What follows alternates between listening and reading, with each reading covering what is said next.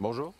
Dune, partie 2 de Denis Villeneuve est une adaptation assez fidèle du livre Dune de Frank Herbert, mais cela n'a pas empêché le film d'apporter plusieurs modifications notables au matériel source. Les voici et commande si tu en vois d'autres. Merci.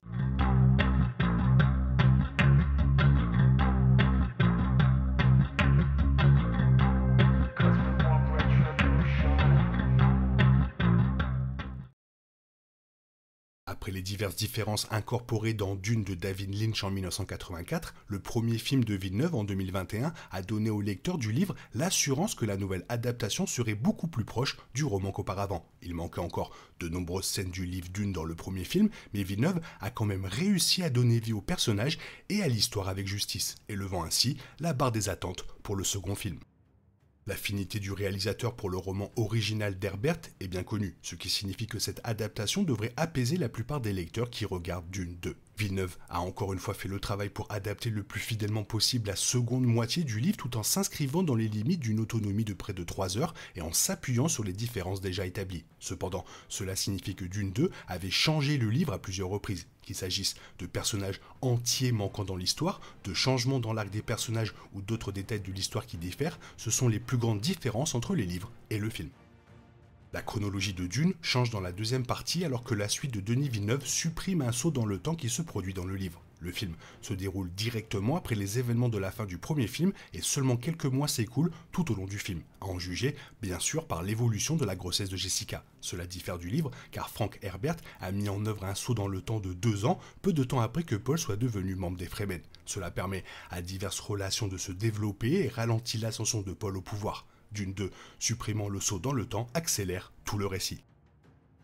Paul, tuant Jamis à la fin de Dune, est quelque chose qui entre toujours en compte dans la suite, mais les retombées du livre ne sont pas explorées. Dans le matériel source, Paul devient responsable de prendre soin de la femme et des enfants de Jamis parce qu'il a tué. L'épouse de Jamis, Hara, devient la servante de Paul, marquant le début d'une relation importante. Dune n'inclut pas du tout Hara à aucun titre, car le film ne parvient pas à mettre en œuvre cette partie de la culture Fremen.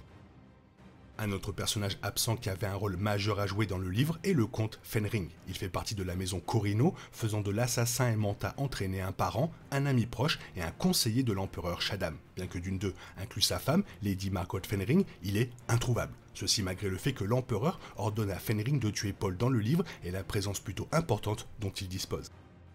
Le plus grand personnage de Dune manquant dans la suite est Thufir Hawat. Le sort du Manta pour la maison Atreides n'a pas été directement confirmé dans le premier film, ouvrant la voie à la suite qui suivra le livre avec l'histoire de Thufir. Dans le roman, il a survécu à l'attaque des Harkonnen sur Arrakis et a commencé à travailler pour le baron Harkonnen. Il a joué un rôle essentiel en manipulant les Harkonnen dans les coulisses et en essayant de retrouver Muad Habib, pour ensuite apprendre que c'était Paul. Cela conduit Thufir à mourir après avoir refusé de tuer Paul. Toute cette histoire est complètement absente du film.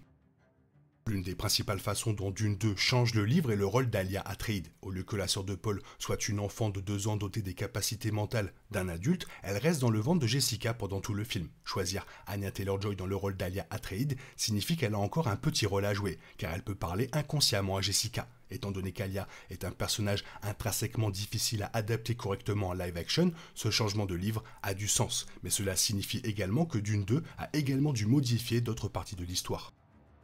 La romance de Paul et Chani est une partie importante de l'histoire racontée par Dune 2, mais le film laisse de côté le développement de leur premier enfant. Cela résulte de la chronologie compressée du film et de la manière dont Villeneuve change le point de vue de Chani sur la prophétie de Lisan al-Gaïb. Bien qu'elle ne soit pas mentionnée ou montrée dans la suite, Chani donne naissance au premier enfant de Paul, Leto 2, dans le livre après avoir passé 2 ans ensemble. Cependant, une tragédie frappe la famille lorsque Leto 2 meurt enfant lors d'une attaque contre un siège Fremen.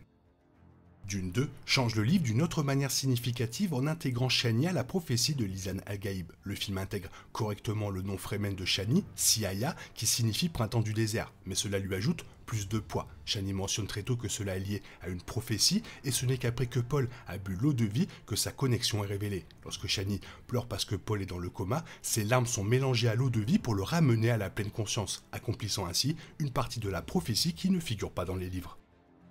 Le retour de Gurney Halleck s'accompagne d'un nouveau point d'histoire pour le personnage. Villeneuve a suivi les livres en reliant l'histoire de Gurney à Rabban Harkonnen, responsable de la cicatrice sur le visage du guerrier et du meurtre de sa famille. Au lieu de copier le livre et de demander aux Fremen de tuer Rabban après des années de règne abusif, Gurney a le plaisir de se venger. Ce changement permet à Dune 2 de donner à Gurney une fin plus satisfaisante alors qu'il venge sa famille et comble son désir de sang Harkonnen.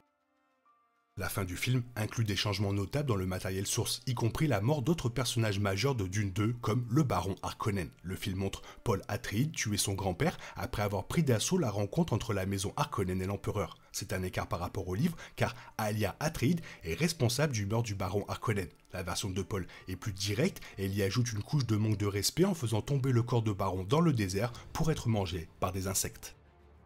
La disparition de Feyd Rautha se déroule également différemment dans le film par rapport au livre. Le combat de Paul et Feyd Rautha est le point culminant des deux personnages, mais la version de Dune 2 est bien plus brutale. Villeneuve perd les astuces des lames empoisonnées dans l'adaptation cinématographique pour en faire un match de force et d'habileté. Bien que Paul batte Feyd Rautha soit fidèle au matériel source, cela se produit dans le film après avoir surpris son cousin avec un coup de couteau dans le ventre. Dans le livre, Paul plante un couteau dans la mâchoire de Feyd Rautha et dans son cerveau pour le tuer définitivement. Les scènes finales incluent un autre changement puisque Gurney révèle que les grandes maisons n'honoreront pas l'ascension de Paul pour devenir empereur. Dans le livre, sa menace de détruire toutes les mines d'épices d'Arrakis amène la guilde et les grandes maisons à s'asseoir et à regarder les événements se dérouler. Le roman de Frank Herbert ne dit pas directement quelles ont été les réactions des grandes maisons lorsque Paul est devenu empereur, mais l'idée qu'elle conteste immédiatement son règne est nouvelle. Cela semble être une façon pour le film de mettre en place le prochain film.